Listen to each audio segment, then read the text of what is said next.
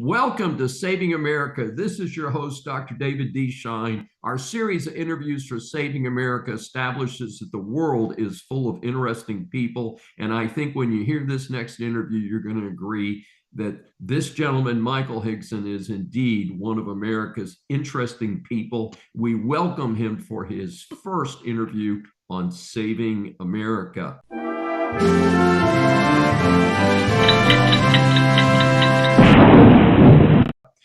Michael Hingson is a #1 New York Times best-selling author and international lecturer. Blind since birth, he survived the 9/11 attacks with the help of his guide dog, Roselle. This story of teamwork and his indomitable will to live and thrive is the subject of his best-selling book, Thunder Dog.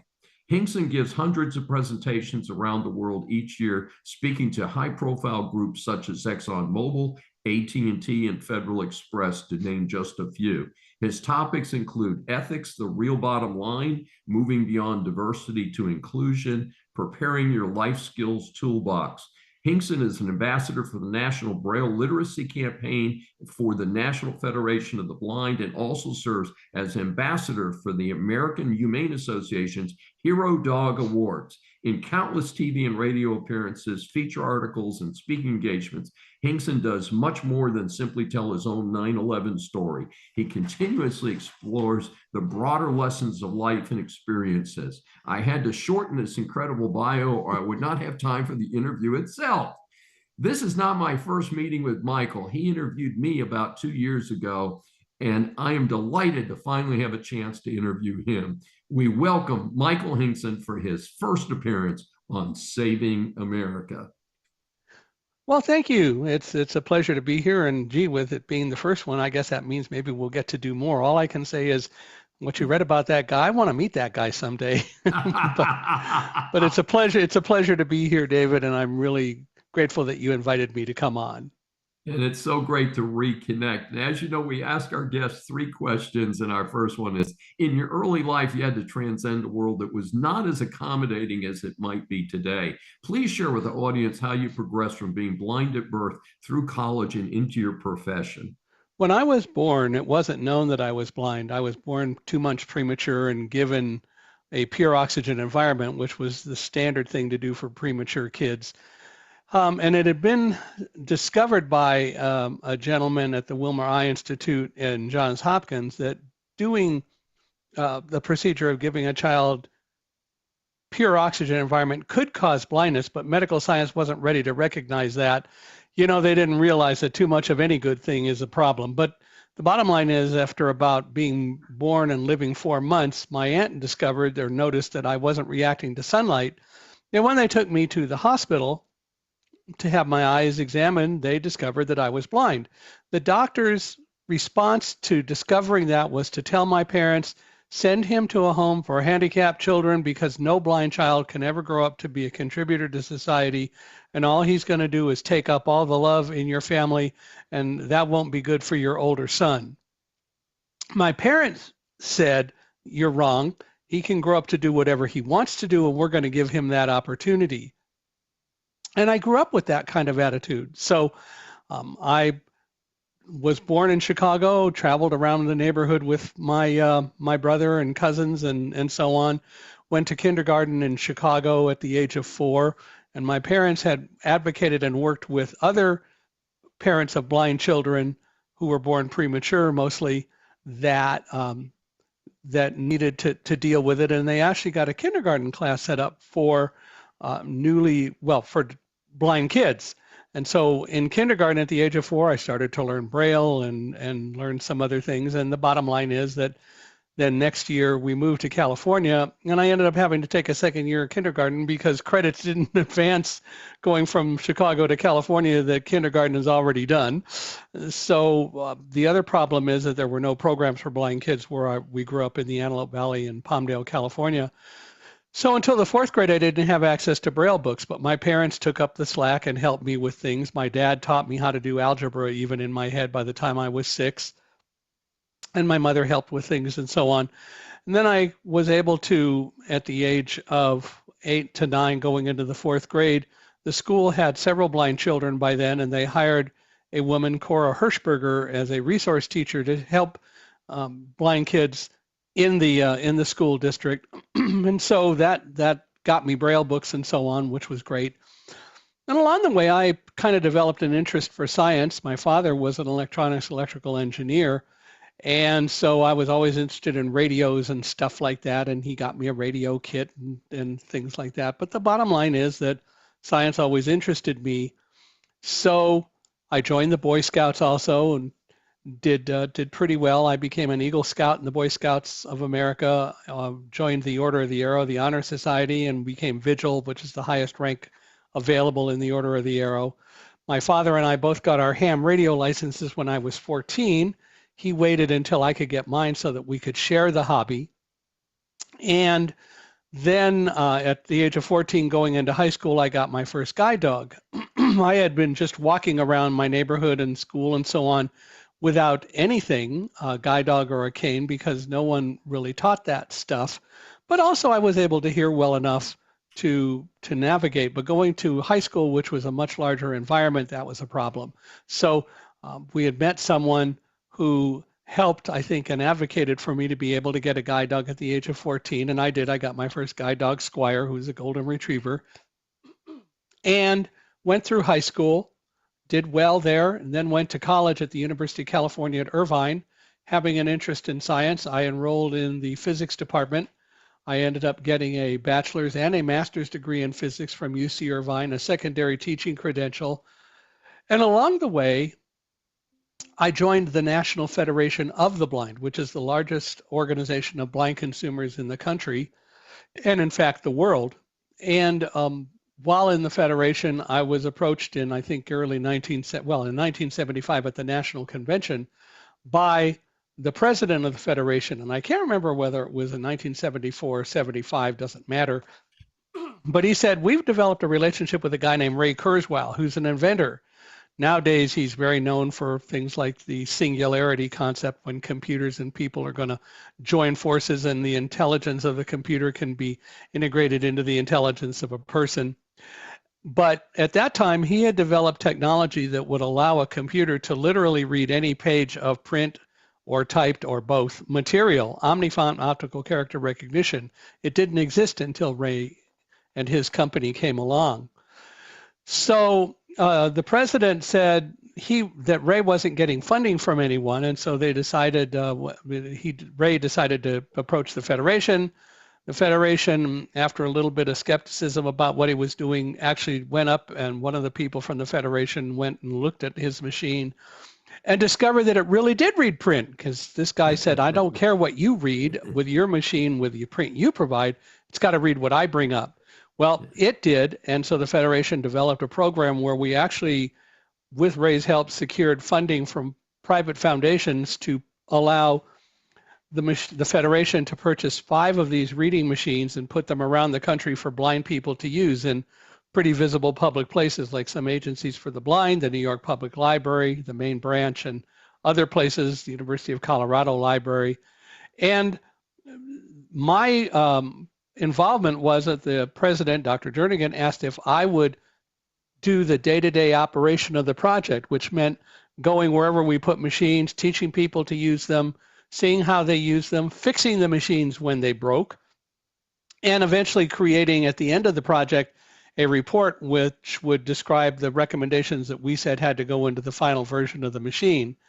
So in October of 1976, I flew to Boston, never had been to Boston, much less on my own, and began that process and did it until June of 1978 when the project ended. We wrote the recommendations report, and then Ray hired me to come into the company, so I moved lock, stock, and dog to Massachusetts and began working for Kurzweil, doing the same work I had been doing prior, that is human factors kind of studies. The only problem is that in 1979 in May, I was called into the office of the vice president of marketing. He said, we're having to lay you off. And I said, why? And he said, oh, don't worry. It's not that you're doing a bad job or anything like that. And we'll give you recommendations, but we have hired way too many non-revenue producing people, and we have to get some revenue producers, and we have to lay off some of the people who aren't producing revenue, and you're not really producing revenue, so we're going to have to lay you off. And then he paused and he said, unless you're willing to go into sales. And I sort of sat there for, as I describe it, maybe a thousandth of a nanosecond. And at that time, thoughts went through my head like, well, the unemployment rate among employable blind people at this point is 70%. That's 70% unemployed, employable blind people. I had moved to Boston, didn't want to have to go into a job search mode. So, as I love to tell people, I lowered my standards and went into sales from science and learned how to sell, took a Dale Carnegie sales course that Kurzweil's company funded, and then began selling not the reading machine for the blind at $50,000 a machine, but a new version of the machine called the Kurzweil data entry machine, which is what they wanted me to sell. And I realized that if they wanted me to sell that, then they must have some real confidence in me. And I was given the sales territory of New England and all of Canada and started selling that machine by the October timeframe of 1979. And so that was when I started truly selling in a professional way. I shouldn't say I started in October because I started selling immediately, but it took a while to, catch up with the whole process. But I did that until 1984 when Kurzweil was purchased by Xerox and they decided to eliminate all of the salespeople in the data entry machine program because Xerox didn't want the people, they wanted the technology. So then I really did have to go off and find a job. Well, by that time, several things had happened. Kurzweil relocated me back to California as they were working to integrate with Xerox, and I was asked to help integrate the Kurzweil company technology and culture into the West Coast part of Xerox, which I did. So I moved back to California in October of 1981, and in January of 1982, through a friend, I met a woman named Karen Ashurst. Karen was in a wheelchair her whole life, but we hit it off, and the bottom line is in November of 1982, we got married. And we were married for 40 years until she passed away in November of 2022.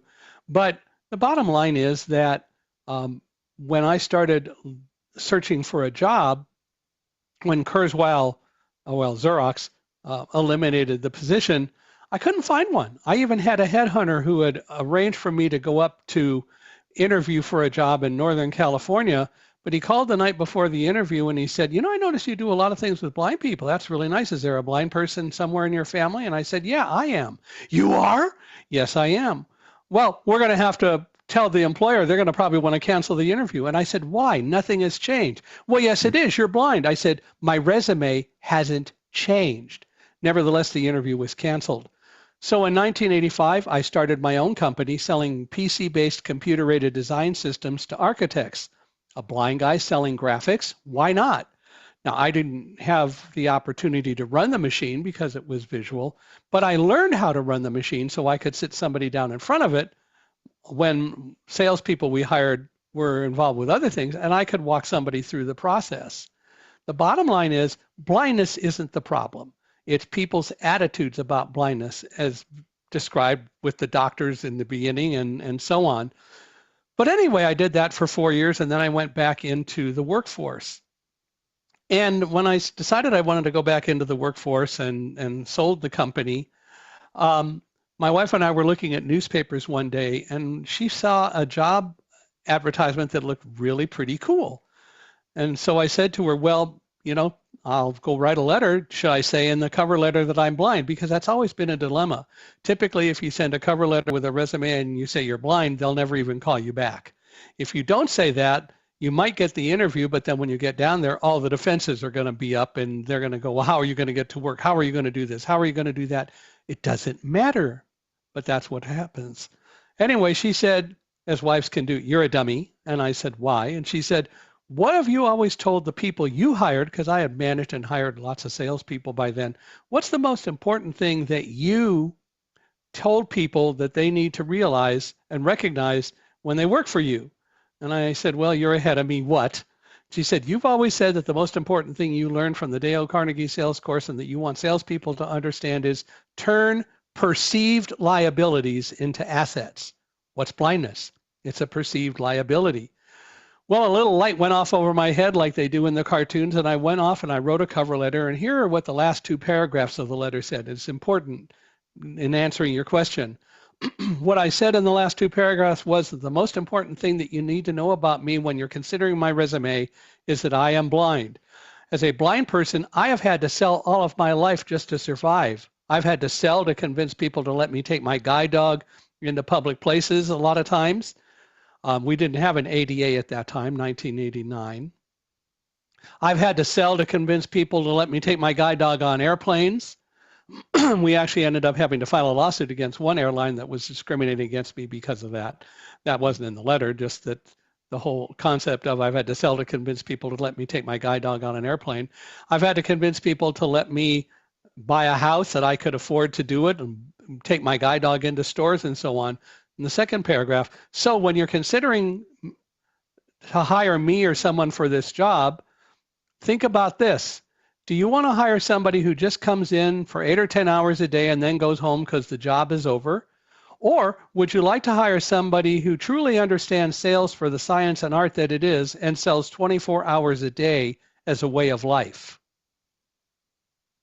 We sent that letter off, and 2 weeks later, I got a call from the company. Doug Cooper, the head of marketing down in, from where we were living, about 45 miles south in Carlsbad, California. He said, "We like what you said. Come down. We want to talk with you." And while I was down there, they hired me. It was great. It was the 3rd of July, and the 4th was a holiday, so you get hired, and the next day is a holiday. That worked for me. But I did join them. And worked in the office selling now to the East Coast because I had lived there. And so did that until 1996 when they asked me to relocate to New York to sell for the company. My wife wasn't excited about that, but we made the move. And she said, "I'll do it if it's going to help get you another job and get out of this company because they're not going to handle the office well." That's what she felt.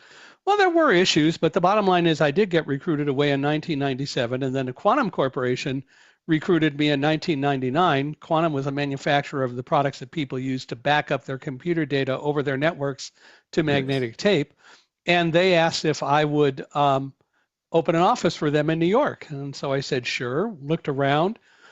And eventually the bottom line is that we opened the office on the 78th floor of Tower 1 of the World Trade Center. This is Dr. David D. Schein for Saving America. Please subscribe on your favorite platform.